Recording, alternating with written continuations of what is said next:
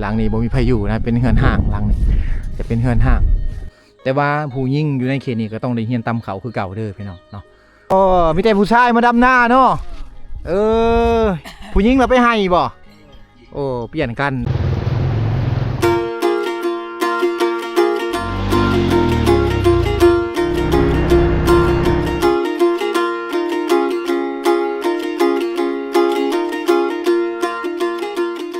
โอโนจะพาพ่อแม่พี่น้องไปเบิ่งบ้านห้างบ้านร้างนะ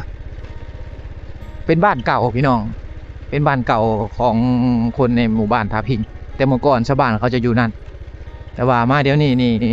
ไฟฟ้ามาฮอดนอกแล้วแต่ว่าชาวบ้านเขาเจ้าจะมีแต่หนึ่งหลังคาเฮือนนะอยู่นั่นพี่น้องเลยเนาะและส่วนหลายแล้วเขาออกมาอยู่ในแคมป์ทางใหญ่พี่น้องเพื่อว่าจะได้ใส่ไฟฟ้า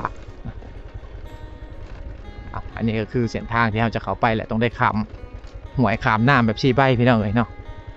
ถือว่าถือช่วงฝนนี่ก็ออกเขายากพี่น้องเพราะว่าทางเขตนี่จะมีน้ำห้วยน้ำคลองแบบชีหลายๆพี่น้องเลยเนาะโอ้วางในเขาเห็นหีดนี่พี่น้องเลยบนโหนดออกมาบนท่านเนาะน่าจะเห็นละปืบพี่น้องวางในจะเป็นละปืบพระเจ้าเนี่ยเห็นหีดให้ครับพ่อแม่พี่น้องที่ล่วงลับไปแล้วเนาะลูกหลานต่างๆว่าพ่อแม่ที่ว่าตายไปแล้วเขาจะเห็นหีดอยู่นี่เขาจะเอาศพใส่ลงน้อยๆมาฟังไว้นี่พี่น้องเนาะคืองานละปืบ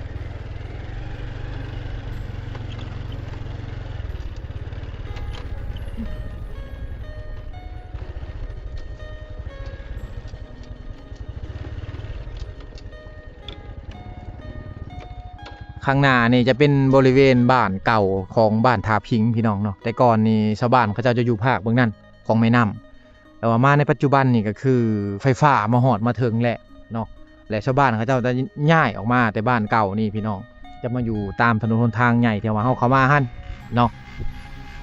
เมื่อก่อนนี่ถ้าว่าไผสิออกสิเข้าเนาะกะออกเขายากพี่น้องเลยแม่น้ำนี่ถ้าว่าถึงช่วงฝนมันก็จะท่วมพุ่นแหละแม่นเมื่อไรพี่น้องตามบริเวณชายนี่เนาะแม่น้ำมันจะท่วมฉะนั้นชาวบ้านเขาจึงได้ออกไปอยู่นอก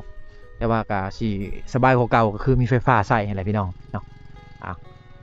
อันนี้ก็คือแม่น้ำสายหลักของเขานะที่ว่ามันไหลผ่านหมู่บ้านพี่น้องก็คือแม่น้ำทาพิงนั่นเองเนาะ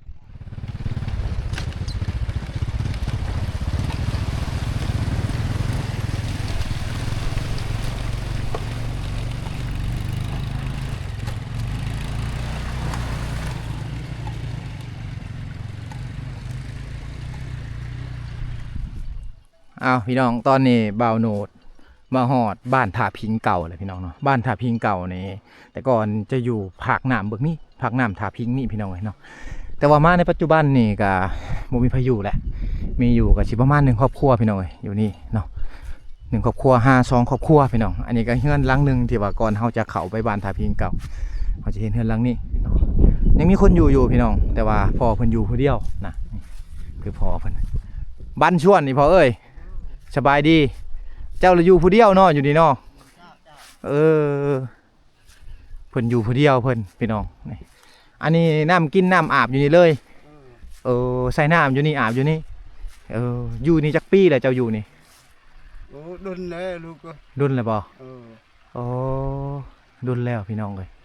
ป้าเฮือนเพิ่นเนี่ยเบิ่งทางหลังเพิ่นนี่มีแต่ภูเขาหินปูนเลยนะอ้อมหอบนี่อยู่ดุนแล้วอยู่ผู้เดียวบ่ย่านบ่อยู่นี่บ่ย่านเนาะ อยู่แบบอยู่ผู้เดียวเลยนะเพิ่นบ่ย่านในพี่น้องเพิ่นว่าเพิ่นบ่ย่านเคยอยู่แล้วบ่มีไฟฟ้าบ่มีน้ำประปาบ่มีสัญญาณอินเทอร์เน็ตโอ้อยู่แบบสบายเลยเนาะเอาบ่เป็นยังนี่คือเฮือนพ่อเพิ่นพี่น้องเนาะเฮือนพ่อเพิ่นอยู่นี่เพิ่นอยู่ผู้เดียวเพิ่นได้นี่เป็นหลังพี่น้องก็คืออันนี้เฮือนพ่อเพิ่นเนาะลูกหลานนี่อยู่ทางนอกเพิ่นมักสันโดษเพิ่นอยู่แบบซี่พี่น้องแต่ว่าวิวอยู่ว่างนี่คักเลยพี่น้องงามเนาะถ้าว่าถึงช่วงฤดูฝนนี่โอ้ยบรรยากาศบักดีๆเลยนะอยู่ทางนี้บรรยากาศบักดีเลยแหละเนาะวังพูนงานซานอีกหลังหนึ่งเนาะที่ว่าเขาอยู่ถ้าว่าเขามาช่วงฝนนี่แถวนี้จะเป็นธงหญ้าสีเขียวพี่น้องเป็นวังเลี้ยงงัวเลี้ยงควายเพิ่นเนาะและอยู่ทางข้างนี่จะเป็นอันนั้นจะเป็นวังเขาจะเลี้ยงควายจะเป็นธงหน้าพี่น้องบ้านทาพิงนี่เป็นหมู่บ้านที่ว่าคักพี่น้องเพราะว่าจะมีธงไห่ธงหน้านะ จะมีหน้าแน่จะมีไฮแน่พี่น้องเป็นหมู่บ้านที่ว่าได้เนื้อที่หลายถ้าว่าไผมาอยู่นี่ก็เป็นเศรษฐีหนึ่งเลยพี่น้องเลยเนาะ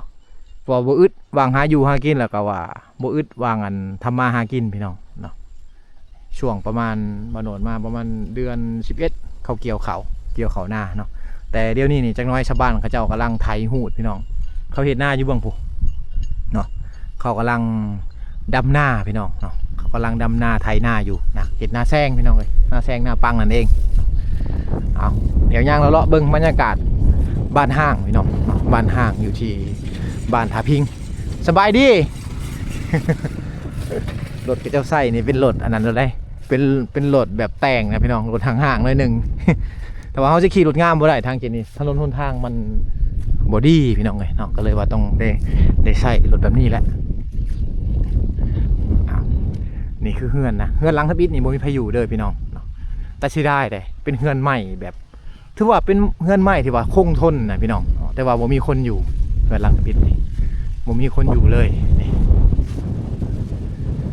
ตามบริเวณนี่เป็นหัวเฮือนเพิ่นหมดเลยเพิ่นปลูกต้นกระบองขึ้นกระบองเพชรนี่พี่น้องเนาะเฮ็ด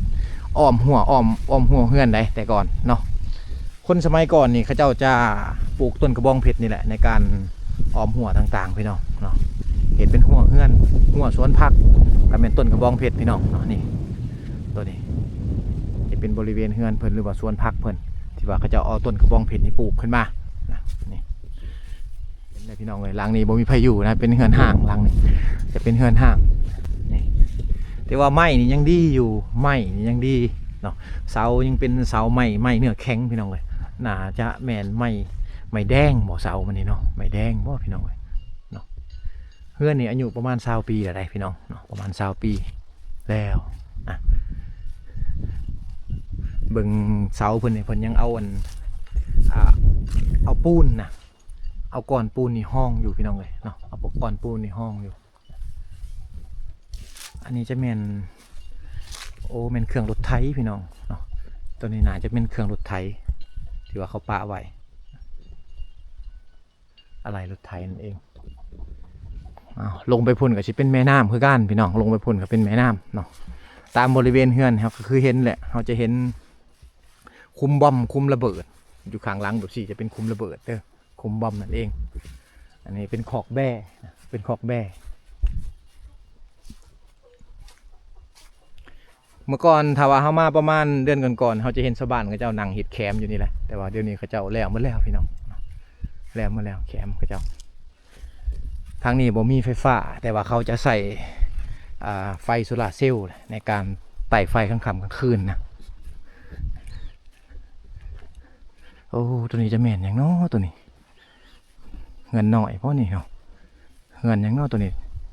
จะเป็นเหล้าบ่หรือว่าเป็นเงินสาวโสดพี่น้องเนาะอยู่ทางเขตนี้เขายังมีได้เงินสาวโสดพี่น้องเลยเนาะยังมีเนาะบ่เป็นเงินสาวโสดกับเหล้าหรือว่าห้องเก็บเครื่องเขาพี่น้องเขาจะเห็ดเป็นหลังน้อยๆอย่างสี่เห็ดจากไม้พุ่งไม้พางแล้วเขาจะเอาใบตองข้อนะมามุงพี่น้องเลยเนาะใบตองข้อมามุงนะนี่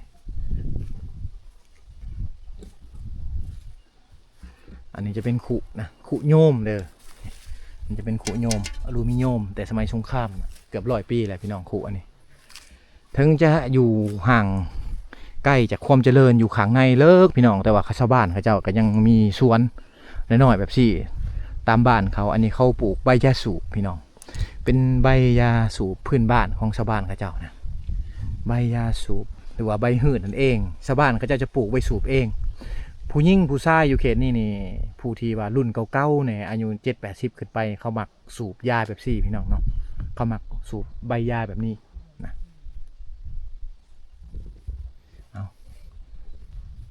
ตามบริเวณนี่ก็ที่เป็นหัวสวนเขาเจ้าทั้งหมดเลยนะพี่น้องเป็นหัวสวนทั้งหมดเลยนะแม่นหมดเลยนะนี่เห็นบ่ถึงว่าจะอยู่ข้างในได้นี่แต่ว่าเขาเจ้าเป็นคนขยันเป็นคนมักสันโดษแน่ชาวบ้านเขาเจ้าก็จะอยู่แบบซี่นะพี่น้องมีเงินมีคำกะโบราณแต่ว่าสุดท้ายเขาก็จะเพิ่งพาธรรมชาตินั่นแหละเนาะนี่อันนี้คือใบยาสูบเป็นใบยาสูบที่ว่าเขาจะบ่ได้ใส่ปุ๋ยเคมีไหมพี่น้องเนาะเขาจะใส่แต่ขี้งัวขี้ควายเนาะเป็นปุ๋ยปลอดสารพิษพี่น้องเลยเนาะ เอาเฮือนกระเจ้าแต่สมัยก่อนพี่น้องเนาะมาในปัจจุบันเนี่ยก็ยังแบบทรงเก่าอยู่ได้อันนี้จะเป็นเฮือนครัวเขานะอันนี้จะเป็นเฮือนครัวเนาะเฮ็ดมาจากใบตองข้อพี่น้องหลังคาก็จะเฮ็ดมาจากใบตองข้อเนาะไม้พุ่งไม้พางนะเฮ็ดผาอันอ้อมเฮือนครัวไว้นี่ครับพี่น้องเนาะแบบพึ่งพาธรรมชาติแบบ100%เลยเฮือนครัวกระเจ้าเฮือนส่วนหลายทางเขตนี่จะเป็นเฮือนไม้เจ้าของเฮือนเพิ่นนี่อยู่เฮือนบ่ได้พี่น้องเนาะมนุษย์อาจจะบ่ได้เข้าไปถ่ายทำทั้งเฮือนให้พ่อแม่พี่น้องได้เบิ่งก็คือเห็นพี่น้องเลยเนาะถ้าว่าเฮาบ่ขออนุญาตสิขึ้นไปเฮือนเพิ่นบ่ได้เด้อพี่น้องต้องมีคนออกมาแล้วขออนุญาตเพิ่นจะขึ้นเฮือนได้อันนี้ก็คือเฮือนหลังที่2ที่ว่าเขาเจ้าอยู่อาศัยครอบครัวนี่จะอยู่กันประมาณ10คนพี่น้องเนาะ10คนถ้าว่ากลางค่ำกลางคืนมานี่ก็ทางเขตนี่จะเงียบและทั้งมืดพร้อมพี่น้องเพราะว่าเฮือนเพิ่นนี่จะบ่มีไฟฟ้านะบ่มีไฟฟ้าเลยพี่น้องเอ้ยเนาะแล้วก็อยู่ท่ามกลางหุบเขาแบบซี่แหละพี่น้องเนาะเวลาสิไปลิ้นเมืองลิ้นหยังก็ยากพี่น้องเอ้ยแปลว่าอยู่ทางในนี่จะบ่ฮู้เลยว่าทางเมืองเขานี่จัดงานหยังแหน่เฮ็ดงานหยังแหน่นี่บ่ฮู้เลยพี่น้องเนาะถ้าว่าจะสื่อสารโลกภายนอกก็ต้องมีแต่ขับรถจักรเนาะออกไปหาพี่น้องอยู่นอกพุ่นแหละพี่น้องหรือว่าฝากความไปเนาะนำชาวบ้านเขาเจ้าถ้าว่าสิใช้โทรศัพท์อยู่ทางเขตนี้ก็ใช้บ่ได้คือกันพี่น้องจะบ่มีสัญญาณโทรศัพท์เลยนะ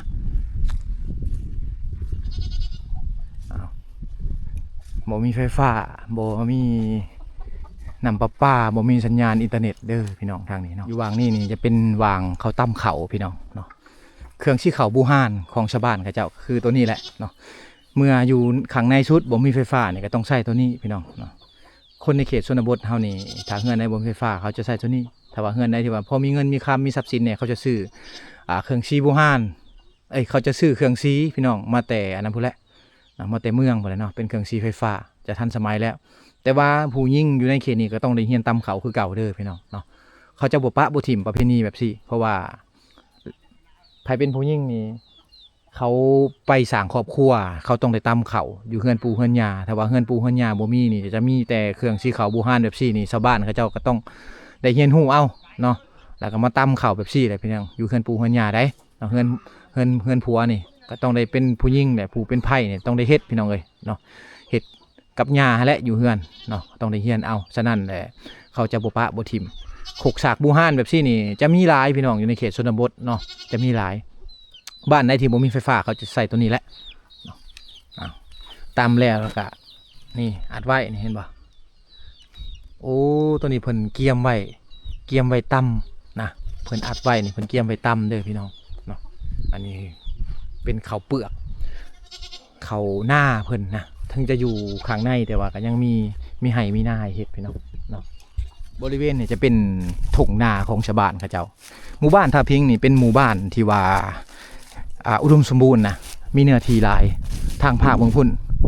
จะเป็นหน้าแน่พี่น้องแล้วก็จะเป็นไห่แน่เนาะผู้ขึ้นไปเนี่ยจะเป็นไห่ของประชาชนหมดเลยจะมีสวนแคมพี่น้องมีสวนแคมสวนมันต้นสวนมันสำปะหลังจะหลายพี่น้องทางเขตนี้ชาวบ้านเขาเจ้าเศรษฐกิจครอบครัวเขาจะดีนะวางนี่จะเป็นทงหน้านะแล้วก็จะเป็นวางเลี้ยงควายพร้อมพี่น้องเมื่อก่อนบ่โหนดมาประมาณเดือน11เดือน12พี่น้องเพิ่นกำลังฟาดเขาตอนนั้นบ่โหนดมาเนาะเพิ่นเลี้ยงควายไปพร้อมแล้วก็ฟาดเขาไปพร้อมนี่ก็คือทงหน้าของชาวบ้านเขาเจ้านะหายากได้พี่น้องสิมีทงหน้าอยู่ทางเขตนี่หายากได้เนาะทุกมื้อนี่อยู่ทางเขตชนบทเท่านี้เนื้อที่บ่พอสำหรับการปลูกฝังเพราะว่าทางเขตนี้บ่มีโรงจักรโรงงานฉะนั้นชาวบ้านเขาเจ้ากสิเฮ็ดกสิกรรมเนาะการปลูกฝังนี่แหละหลักๆของชาวบ้านเขาเลยนะคือการปลูกฝังทั้งหมดเลยการปลูกฝังการเลี้ยงงัวพี่น้องการเลี้ยงควายเนาะเป็นอาชีพหลักของชาวบ้านเขาเจ้าอยู่ในเขตชนบทชายแดนลาวเวียดนามนั่นเองเนาะนี่ก็คือทุ่งไร่ทุ่งนาของชาวบ้านเขาเจ้าเบิ่งวิวพี่น้องเลย360องศาก็เป็นภูเขาทั้งหมดเลยนะเป็นภูเขาทั้งหมดเลยได้ภูเขาจะเป็นภูเขาหินปูนที่ว่ายังอุดมสมบูรณ์มีกระรอกกระเล่นมีไก่ป่านะอยู่เทิงพี่น้องเนาะบรรยากาศช่วงนี้ก็จะเป็นบรรยากาศที่ว่าแห้งแล้งน้อยนึงพี่น้องเนาะถ้าว่าเฮามาถึงช่วงฝนนี่ทะเลหมอกแล้วก็มีเมฆขี้เฟื่อไหลตามหัวภูพี่น้องเลยนี่คือมุม360องศาของหมู่บ้านเขาเจ้า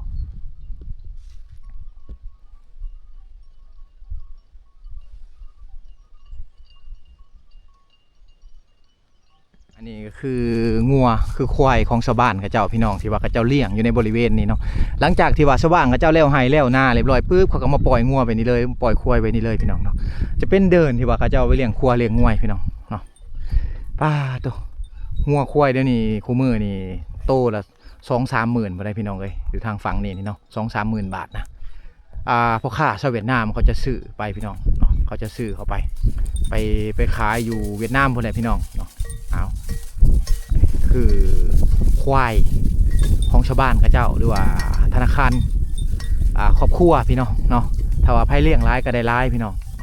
ยอมรับแต่ว่าควายทางเขตนี่หรือว่างัวทางเขตนี่สัตว์เลี้ยงต่างๆของเขานี่จะบ่เป็นโรคพี่น้องเลยเนาะจะบ่เป็นโรคมันโดนจึงจะเห็นตัวหนึ่งที่ว่าเป็นโรคเลยแต่ว่าควายงัวเขานี่ถือว่าเป็นควายงัวที่ว่าแข็งแห้งนะเขาเลี้ยงตามธรรมชาติแบบสี่ไปพี่น้องเนาะเบิ่งภูเขาทางหลังพูนเนาะเขาเลี้ยงตามธรรมชาติแบบสี่ไปก็เลยว่าเฮ็ดให้ควายงัวของเขานี่บ่เจ็บบ่ป่วยพี่น้องเนาะเป็นควายที่ว่าเลี้ยงตามภูตามผาตามไห่ตามสวนบ่ได้ปลูกพืชใส่ปุ๋ยสารเคมีให้มันกินพี่น้องเนาะตามบริเวณนี่ชาวบ้านเขาเจ้ากำลังดำนาอยู่พี่น้องเนาะก็คือการเห็ดนาปังเนาะหรือนาแซงทางบ้านมโนเจ้าห้องว่านาแซงทางพี่น้องฝั่งไทยเจ้าห้องว่านาปังนะอันนี้คือนาชาวบ้านเขาจะแห้งสวยแห้งด้วยพี่น้องจะแห้งแรงแห้งกันเนาะเขาจะบ่ได้จ้างเงินจ้างคำกันนะทางเขียนนี่จะเป็นไหนาที่ว่าบ่ใหญ่พี่น้องเนาะเป็นไหนาน้อยประมาณ4-5 หานานเท่านั้นพี่น้องหรือว่า4-5 หาไหเท่านั้นเนาะนี่มีแต่วัยรุ่นเท่านั้นนะที่มามีแต่ผู้ชายนะมาดำนาอยู่นี่ทางนี้จะแห้งสวยแห้งกันทั้งเมื่อเลยนะเพิ่นจะอ้อมหัวไปเนาะ